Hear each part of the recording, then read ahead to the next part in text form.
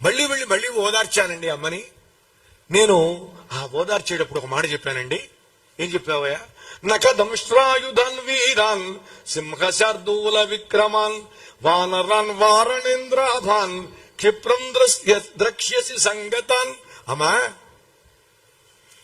మా వాళ్ళకి ఆయుధాలతో పని లేదు. మా వాళ్ళందరూ కూడా నఖదంశ్రాయుధాన్, గోళ్లే ఆయుధాలుగా, కోరలే ఆయుధాలుగా కలిగినటువంటి వాళ్ళు మా వానర వీరులందరూ కూడా. అంతేకాదు సింహశార్దూల విక్రమాన్, సింహంలాగా పెద్ద పులిలాగా విక్రమించే స్వభావం కలిగిన వాళ్ళు. వాళ్ళందరూ కూడా వస్తారమ్మా, ఏనుగంత పెద్ద పెద్ద ఆకారం గల వాళ్ళు. వాళ్ళంతా వస్తారు, నువ్వు చూస్తావమ్మా మా వాళ్ళని అని చెప్పానయ్యా. శభాష్ స్వామి. అమ్మ బాధపడుతూ ఉంటే ఆ అమ్మ బాధను నా మాటలతో పోగొట్టానయ్యా రామచంద్ర. ఇది చిట్ట చివరి శ్లోకం అండి సుందరకాండలో. తతో మయా వాగ్భిరదీన భాషిణ శివాభిరిష్టాభిరభిప్రసాదిత జగామ శాంతిం మమ మైథిలాత్మజా తవాతి శోకేన తథా అతి పీడిత.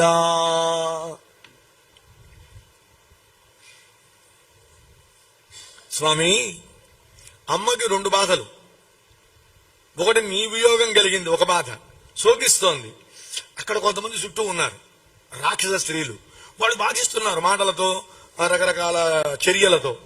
నీ శోకంతో వాళ్ల వల్ల బాధపడుతూ ఉన్నటువంటి ఆ తల్లి నేను చెప్పినటువంటి నీకు సంబంధమైన, ఆమెకు సంబంధమైన, మళ్ళీ మీ కలయికకు సంబంధమైన మాటలన్నీ కూడా చెబితే ఆ తల్లి ప్రసన్నురాలైందయ్యా. ఆమెని ప్రసన్నురాల్ని చేశాను. అప్పుడు నా తల్లి సీతమ్మ నా సమక్షంలో జగామ శాంతిం, శాంతిని పొందింది రామచంద్ర. ఇది ఆంజనేయ స్వామి గొప్పతనం. మనశ్శాంతిని పొందేట్లు చేయగలిగిన మహానుభావుడు ఎవరు అని అంటే ఒక్క హనుమంతుడు. ఇక్కడ ఒక మాట ఉందండి, దాన్ని చెప్పి పట్టాభిషేకంలోకి వెళ్ళిపోదాం. 10 నిమిషాల్లోనే ముగిస్తా. మహానుభావులు సత్యం గారు వారు ఒక మాట అంటే జరిగి తీరుతుంది. నేను ఇది పెద్ద గొప్పగా పావు గంటది అరగంట ఇది అన్నా. ఆయన ఏమన్నారు, పావు గంట చెబుతారు, పట్టాభిషేకం అన్నారు. చివరికి పావు గంట టైం వచ్చింది పట్టాభిషేకానికి. అందువల్ల ఏమండి నాయనా, నీకేదైనా బాధ కలిగితే, మనశ్శాంతి గురువైతే, నీ భార్యకు అనారోగ్యం చేస్తే, అలాగే నీకేదైనా బాధలు కలిగితే, రుణ బాధలు పెరిగితే, లేక ఏదైనా రోగ బాధలు కలిగితే ఒక పని చెయ్యి, తతాం స్మర. మన వాళ్ళు చెప్పిన మాట అండి పెద్దలు, తతాం స్మర, తతను స్మరించు అన్నారు. కొంతమంది విని తతాం ఏమిటి, ఏదో పొరపాటు అయి ఉంటుంది, తాతం అయి ఉంటుంది, ఇది అటు అటు ఇటు చెప్పుంటారు అని అన్నారట. కానీ కాదండి, తతాం స్మర. తతా అంటే ఏమిటి? ఏం లేదండి. దీని మొదటి శ్లోకం ఏమిటి సుందరకాండలో?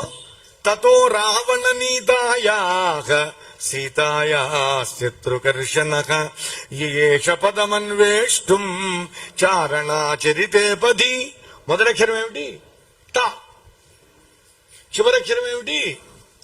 తవాతి శోకేన తథాపి పీడిత. దీర్ఘం. అందుకని ఆ అక్షరాన్ని ఈ అక్షరాన్ని కలిపారండి. అది త, ఇది తా. తథాతి పీడిత. ఈ రెండు కలిపితే ఏమైంది? తథా అయింది. తథాం స్మర. ఏం చేయాలి నువ్వు? తతను స్మరించు. తతను స్మరించుట అంటే సుందరకాండ పారాయణం చేసుకో. సుందరకాండలో ప్రధానుడైనటువంటి మహానుభావుడు ఎవరైతే ఉన్నారో ఆయనకు మొరబెట్టుకో. నువ్వు ఎవరికి మొరబెట్టుకున్నా ఉపయోగమేం లేదండి. పావు గంట కూర్చునే వాళ్ళు అరగంట కూర్చుని వెళ్తారు, కానీ వాళ్ళు నీ పక్కన ఏం కూర్చోరు. నీ పక్కన కూర్చునేది వాడే. ఎవరు? హనుమంతుల వారే. ఇలాగా మహానుభావుడైన హనుమ వెళ్ళాడు, అక్కడ సీతమ్మ దుఃఖాన్ని పోగొట్టాడు. ఇక్కడికి వచ్చాడు, రాముల వారి దుఃఖాన్ని పోగొట్టాడు. సీతారాముల దుఃఖాన్ని పోగొట్టినటువంటి ఆంజనేయ స్వామి మనందరికీ కూడా ఆయురారోగ్య ఐశ్వర్య సుఖ సంతోషములను ప్రసాదించుగాక అని కోరుకుంటూ పట్టాభిషేకాన్ని ఒక 15 నిమిషాల లోపల ముగిస్తానండి.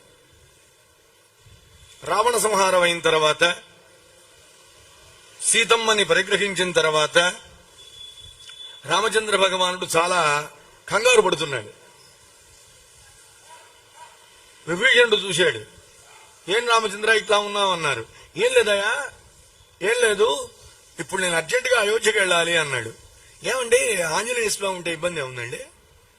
తెలియగలుగుతాను నేను, ఉన్నాడుగా, ఇంకా ఆయన ఇబ్బంది పెట్టడం దేనికి? ఎంతవరకు అంతవరకే, మరి నాలాగా ఎక్కువ ఇబ్బంది పెట్టకూడదు, కొంచెమే ఇబ్బంది పెట్టాలి. ఇది రాముని సిద్ధాంతం. అప్పుడు ఆయన అన్నాడు, మా అన్నయ్య ఎన్ని దరిద్ర పనులు చేశాడు రామా, అందులో ఒక మంచి పని ఏమిటి అంటే పుష్పక విమానం తెచ్చాడు. అది చాలా గొప్పది. అందులో ఎంతమంది ఎక్కినా ఒకళ్ళ సీట్ ఉంటుంది. 1000 మంది ఎక్కారు, 1000 ఒకటోది రెడీగా ఉంటుంది. 10,000 మంది ఎక్కారు, ఇంకొకటి రెడీగా ఉంటుంది, పెరుగుతూ ఉంటుంది ఆ పుష్పక విమానం అని చెప్పాడు. తీసుకుని వచ్చాడు. ఆ పుష్పక విమానంలో వాళ్ళందరూ కూడా మొదట కిష్కిందకి వెళ్ళారు. ఎందుకంటే సీతమ్మ తల్లి చెప్పింది, అంతా మగవాళ్లే ఉన్నారు, ఇక్కడ ఆడవాళ్లు లేరు. మరి పట్టాభిషేకం జరుగుతూ ఉంటే పట్టాభిషేకం చూడటానికి ఈ రాక్షసులును ఈ వానరులు రాక్షస పతులు వచ్చారు, బానే ఉంది, మరి వానర పతులు రావక్కర్లేదా అంది. అంతే అంతే అన్నాడు రాముల వారు. అంటే అప్పటిదాకా బొంగమూతి పెట్టి కూర్చుంది. కోపం వచ్చింది ఆమెకి. ఇట్లా ఎడమొహం బెడమొహంగా దిగితే ఇట్లా విమానం బాగుండదు కదా, మాట్లాడినంతవరకే చాలని, సుగ్రీవా ఇక్కడ విమానం ఆగాలి అన్నాడు. ఆగింది. నాయన ఇప్పుడు మా ఆవిడ వెళ్ళి అందరికీ బొట్టు పెట్టి పిలిస్తే చాలా టైం పడుతుంది,